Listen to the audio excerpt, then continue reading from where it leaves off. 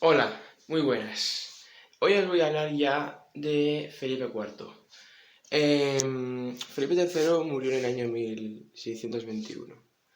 2 años antes, Felipe IV heredó el Principado de Asturias y el Reino de Portugal. Y había sido convocado como Felipe III de Portugal, el nuevo emperador.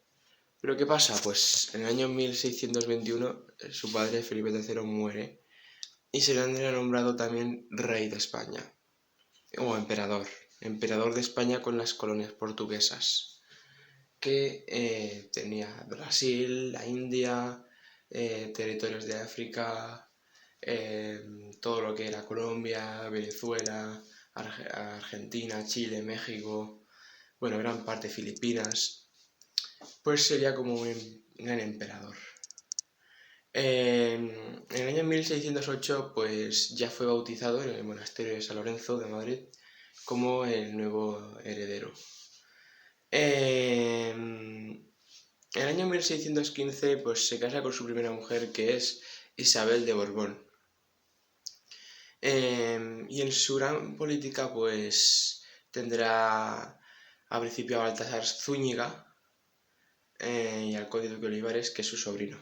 Baltasar Zúñiga pues fue un presidente del Consejo de Estado y el gran objetivo que tenía pues era la confiscación de bienes del Duque de Lerma, ¿vale? El Duque de Lerma pues dimitió, mucha gente no estaba a favor de él, intentó reformar la hacienda, es nombrado era presidente del Consejo de Italia, intentó resolver la crisis portuguesa. Pero al morir Baltasar Zúñiga, pues su sobrino el conde Duque Olivares, pues lo sustituye en el presidente del Consejo de Estado eh, y también pues en el Consejo de Italia también, que Baltasar Zúñiga pues lo fue en los últimos años de su vida. Y al ser presidente del Consejo de Estado, pues será el favorito de Felipe IV, el conde Duque de Olivares. Y bueno, algo muy importante es que en el año 1621, pues como una medida católica, lo que decide es conquistar el Palatinado, porque allí, en Alemania, se inicia la llamada Guerra de los 30 años, que empieza con la devenestación de Praga, cuando unos que van allí a Praga, unos nobles, los tiran del castillo, y se crea como una llamada Liga Santa, Maximiliano I de Baviera, que era la Liga Santa de todos los estados del Sacro Imperio, que están a favor del catolicismo, pero luego también está la Liga Protestante, o sea, más o menos sería algo muy parecido como el reinado de Carlos V, pero España intervendrá ¿cómo? Pues al acabar la tregua de los 12 años con Holanda, pues sigue la llamada Guerra de Independencia y desde Flandes manda tercios de allí e intenta conquistar el Palatinado porque era un estado que era protestante. Y tendríamos un episodio muy importante que es la batalla de Breda. Bueno, aparte de eso, pues también tenía varios consejeros. Estaba el virrey de Nápoles, que había sido, bueno, uno había sido Pedro Tellez Girón, había sido acusado de proclamar la independencia, de estar en contra del Estado, y lo que hace, pues es que el conde de Olivares, pues los encarcelan a todos estos, ¿no? También está Luis de Aliarza, que lo acusan, pues, de abusar de sus poderes, no mantener al pueblo bien, y a Rodrigo Calderón y los encarcelan. Y bueno, para seguir hablando de Italia, pues cuando ya muere, abdica Pedro Tellez Girón, pues llegará uno que se llama Juan Mendoza y Luna. No, espera, no. El Gaspar Borja y Velasco, que había sido un cardenal y obispo pues, de Córdoba, de Sevilla, había sido un embajador de Roma, sobre todo pues en la guerra esa que hubo de los 30 años. Luego pues está el presidente del Consejo de Hacienda, que es Fernando Carrillo. Y aparte de eso, pues también están los virreyes que están en América. Uno es Diego Carrillo Mendoza.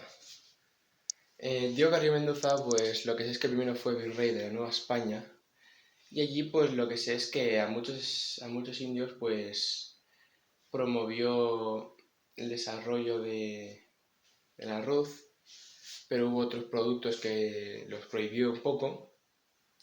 Eh, Algunos acueductos los mandó construir, algunos otros los destruyó porque veía que no funcionaban bien. Y cuando llega a Lima, Diego Carrillo Mendoza, pues hay un obispo que está en contra de él porque dice que a muchos indios pues no les ha dejado libres, va en contra de la fe católica y lo que lo quiere es encarcelar y un gran enfrentamiento con un obispo de México. Lo que sé es que tiene que dejar su cargo durante un tiempo y el obispo de México pues lo intenta obtener.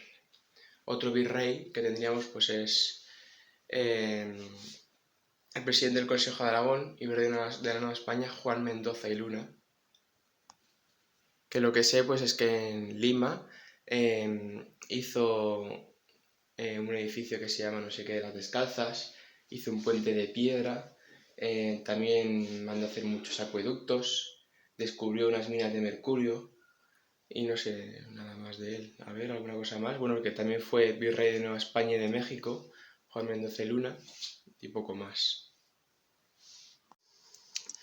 Y bueno, pues el duque de Uceda todos los cargos se los dejó a Baltasar Zúñiga, que salió un poco de que fue pues embajador de Francia, de París, un militar.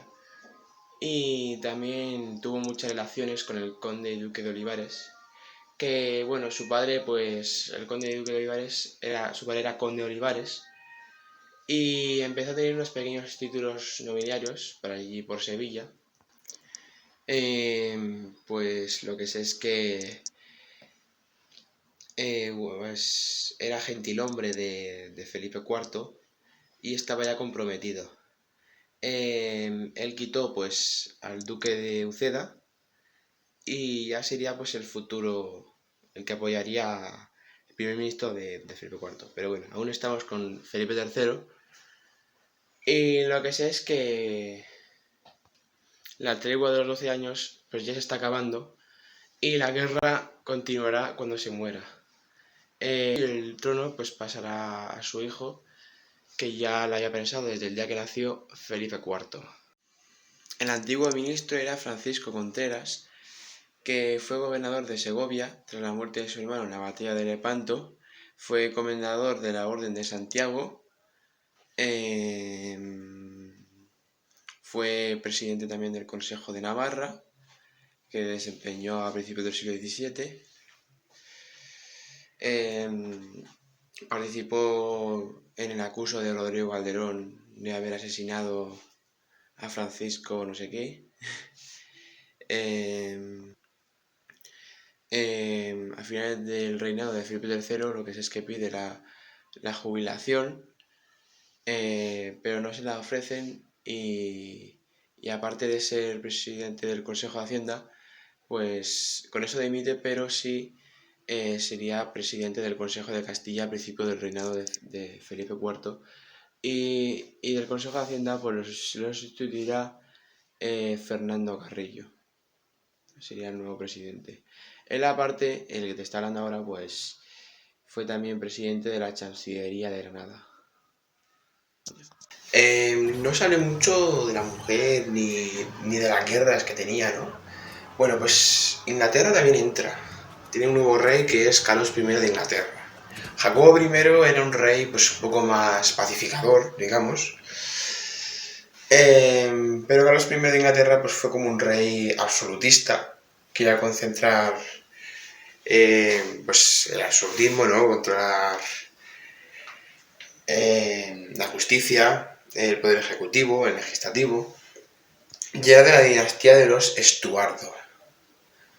Pues se alía con Holanda y Francia también se alía con Holanda.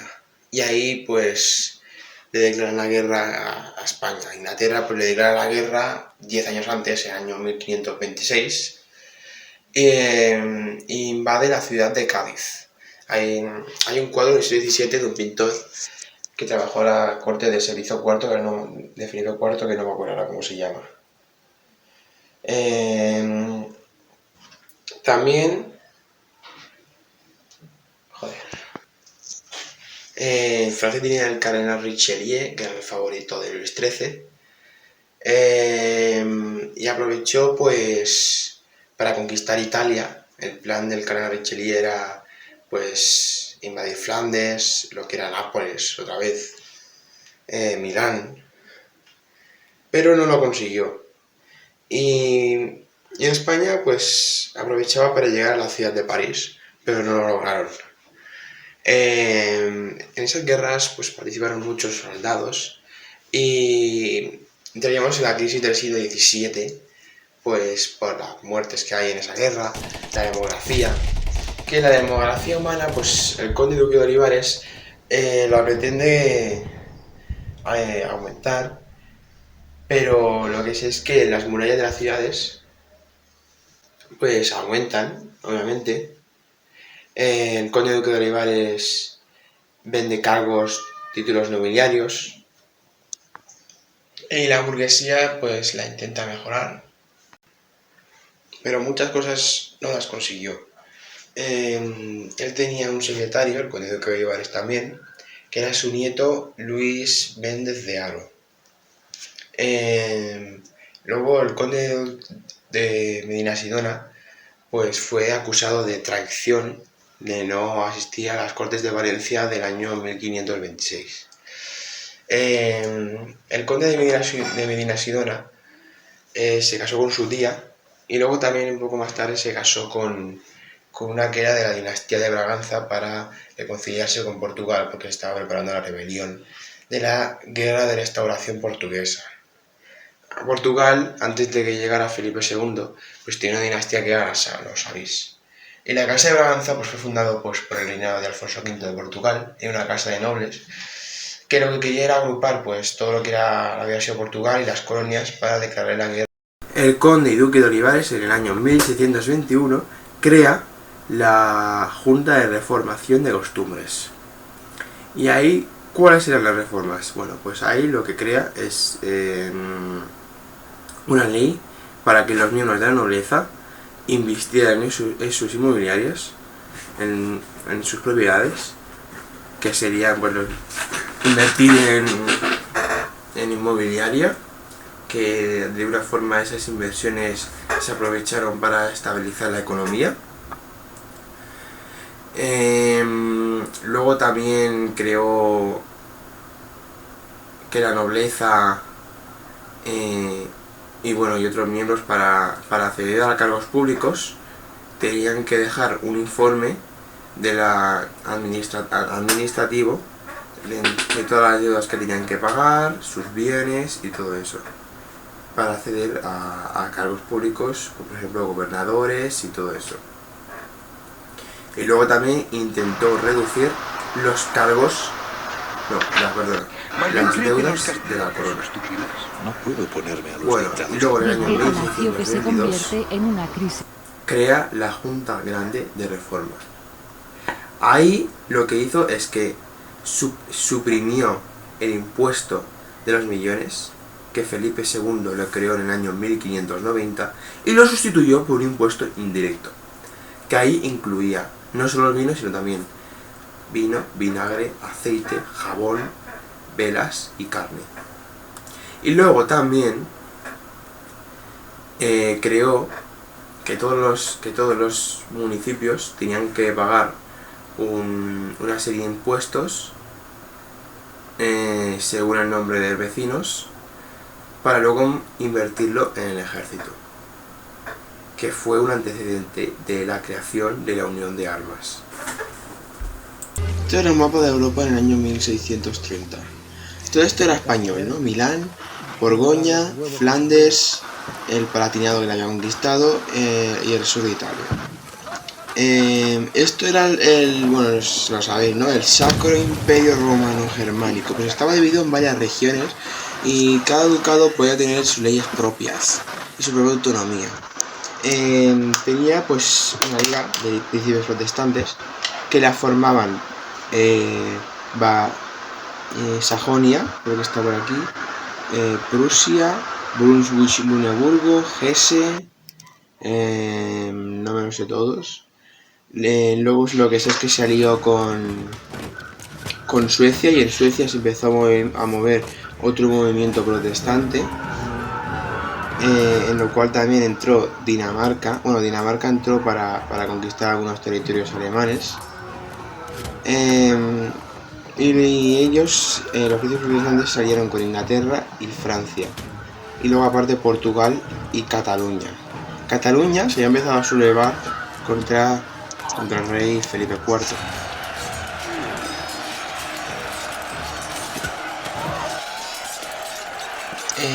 Ahora os voy a hablar cómo fue un poco la guerra de los 30 años. Este es el cuadro de la rendición de Breda. Pues aquí tenemos un general que es, a la derecha está Ambrosio Spínola, y a la izquierda está Justiniano Nassau, que le está entregando una llave. Pues eso fue en el contexto del asedio de Breda, que tuvo en el año 1621 o algo así, cuando intentan conquistar el Palatinado.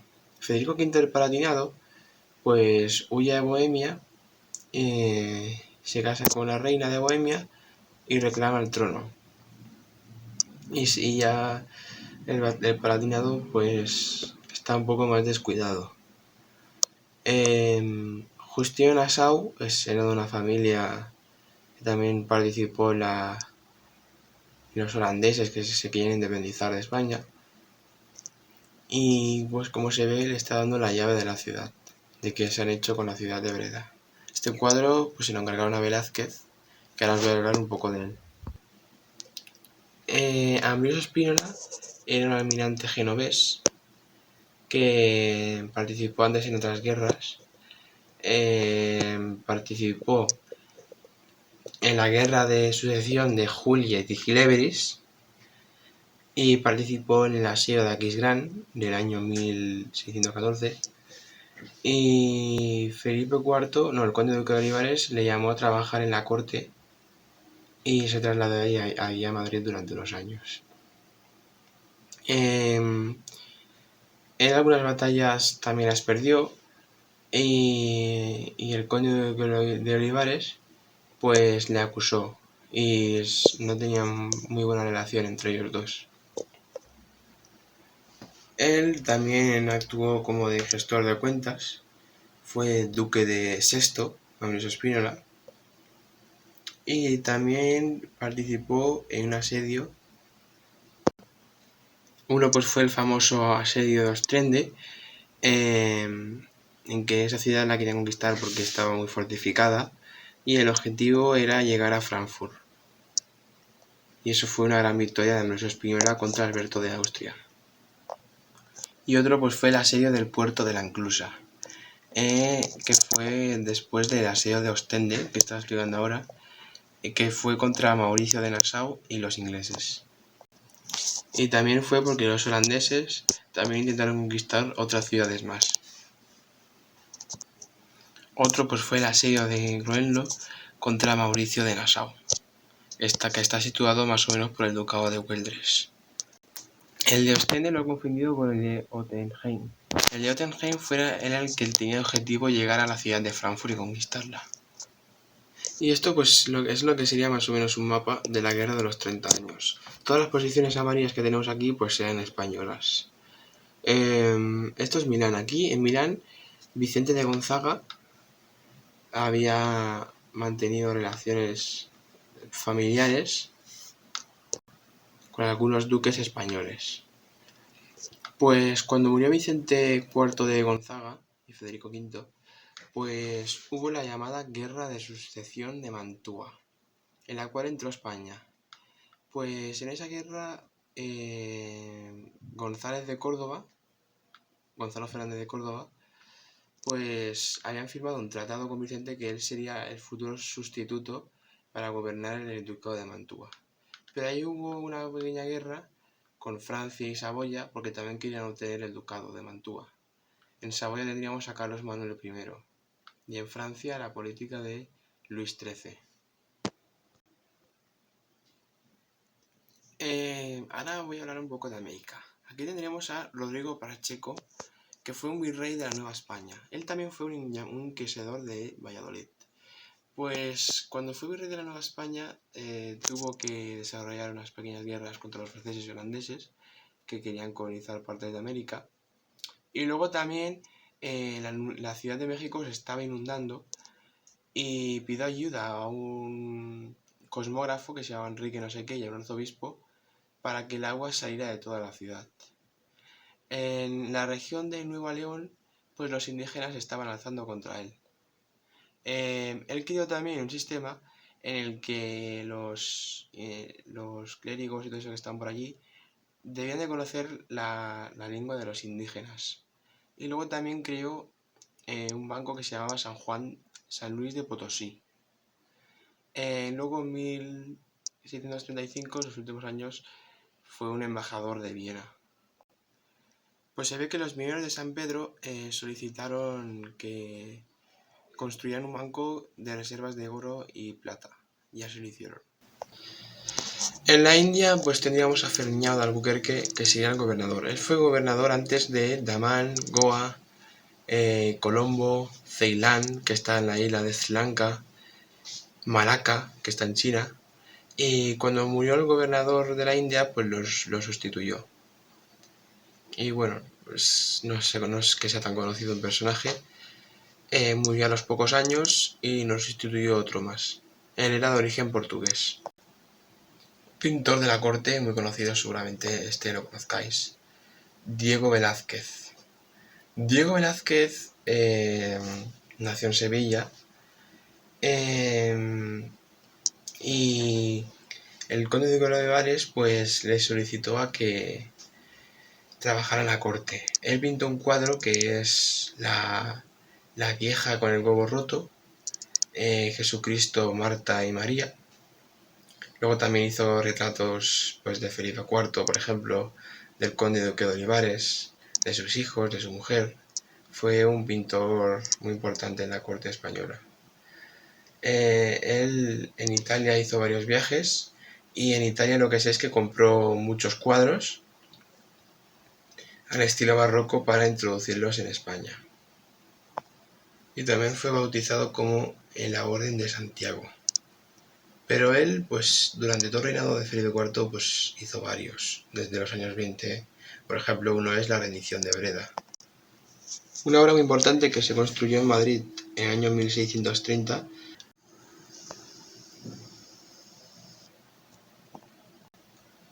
Aquí como se ve tenemos un cuadro, ¿no? Aquí pues como se ve, esto es lo que sería pues la unión de armas que propuso el conde duque de Olivares en el año 1525. Pues ese objetivo lo que tenía era luchar contra los Países Bajos españoles, que la Casa de Austria los estaba intentando que no se independizaran y estaban pues en la llamada guerra de los 80 años, ¿no? Que había acabado con la tregua de los 12 años y luego se inició la de los 30 años.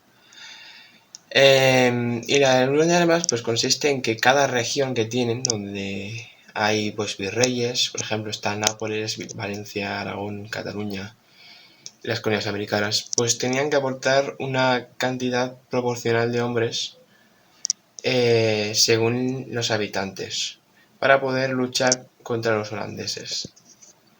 Entonces, ¿qué pasó? Pues que los catalanes en esas cortes se negaron. En el año 1526 pues hicieron unas cortes aquí en Cataluña que algunos obispos pues lo veían algo malo, eso de aportar tropas, y eran como negocios así de una hacienda de plata y oro que como si le estuvieran robando, digamos. Luego también los Albuquerque empezaron a asediar algunos castillos de aquí de Cataluña y muchos nobles perdieron vidas, tuvieron que luchar contra el bandolerismo y entonces se negaron a pagarle unos impuestos. Entonces, de momento no, Cataluña no aportó tropas, pero luego en otras cortes sí, y se verán obligados. Pues aquí habían dos políticos muy importantes en Cataluña, que uno era Salvador no sé qué y el otro Jerónimo. Un comandante muy importante fue Gómez Suárez de Figueroa, era español. Él fue el cuarto duque de Feria, y lo que sé es que fue gobernador de Milán, gobernador de virrey de Cataluña, virrey de Valencia, embajador de Roma. Fue un soldado que participó en la guerra de los 30 años y se le conoce por una batalla de 1633 contra los suecos. Pero luego más tarde murió en Mónaco y se dicen que lo envenenó el conde duque de Olivares. Él se casó y tuvo 3 hijos que también fueron soldados. Un monumento que mandó construir Felipe IV fue el llamado Palacio Real de Zarzuela, que es donde reside actualmente Felipe VI. Bueno, pues esto se lo encargó a un arquitecto muy conocido de la Cámara de la Corte, que era Juan Gómez de Mora. Ya os he hablado de él en algunos otros vídeos, ¿no? Bueno, también participó otro que se llamaba Alonso Carbonell. Juan Gómez de Mora pues hizo la llamada planta rectangular, los planos. Alonso Carbonell pues hizo los jardines, algunas cosas interiores, el tejado y pocas cosas más. Y allí pues habían obras de escultores barrocos y todo eso, y también de un doctor muy conocido que se llamaba Simón, que lo que sé es que intentó resolver muchas enfermedades que habían y redactó varios libros también.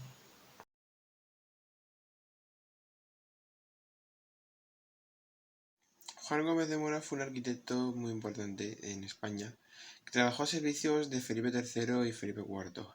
Él fue un profesor de arquitectura del Real Alcázar de Madrid. Y aquí hay una obra pues que es el ala de San Miguel, la cava de San Miguel, que fue como un recinto amurallado que tenía antiguamente Madrid, que luego, bueno, que luego fue destruido y está pues más o menos por esta zona, estaba antiguamente, pero fue destruido pues por José Bonaparte. Otro muy importante pues fue la Sala de los Alcaldes, que fue un edificio que se empezó a utilizar en el siglo XII o XIII, los reyes de Castilla, pero que en el barroco fue muy bien reformado. Lo que sé es que antiguamente se utilizaba como un sitio de juicios, más o menos. El convento de las Bernardas está situado en Alcalá de Henares. Fue construido pues por el año 1618 o así, o 1619. Les hizo Juan Gómez de Mora y la mandó construir un arzobispo que se llamaba Bernardo Sandoval de Rojas, más o menos de la familia del duque de Lerma. Fueron a unas monjas. Ahí se ve un retrato de un predicador del siglo XII que se llamaba Bernardo, y lo que es que se opuso mucho al Papa de Roma y sus ideas se expandieron mucho por Europa, y luego también ayudó mucho a expandir el gótico. El retrato pues no sé dónde está, pero sé que está por ahí dentro, y lo que es que ahí hay esculturas de uno italiano, Juan Bautista de Toledo, que fue un arzobispo de Toledo y un escultor que trabajó al servicio de Felipe II y III. La Catedral de la Magdalena, que pertenece a la archidiócesis de Getafe, pues fue empezado a construir por Alonso de Covarrubias, un arquitecto que os hablé en el reinado de Carlos I, ¿no? Que hizo el Alcázar de Toledo. Pues en esta iglesia lo que pasó es que a Juan Gómez de Moras le obligaron a que quitara muchas partes, exceptuando la torre, y luego aparte tendría que acabar con las bóvedas. Pues otro arquitecto, que no me acuerdo cómo se llama, tuvo un accidente y se lo tuvieron que llevar a la cárcel durante unos cuantos años. Pero cuando lo acabó Juan Gómez de Mora, pues estuvo perfeccionado y se hizo una celebración. El convento de las Agustinas, que ese es el último que os explicaré, pues se construyó en el siglo XVII por el arquitecto que os estoy hablando. Estuvo bajo el patronato de un secretario de Felipe II Hay un cuadro de la Encarnación, no, de la Inmaculada Concepción, y muchos cuadros estaban basados en Rubens, y las obras pues estuvieron hasta el siglo XVIII.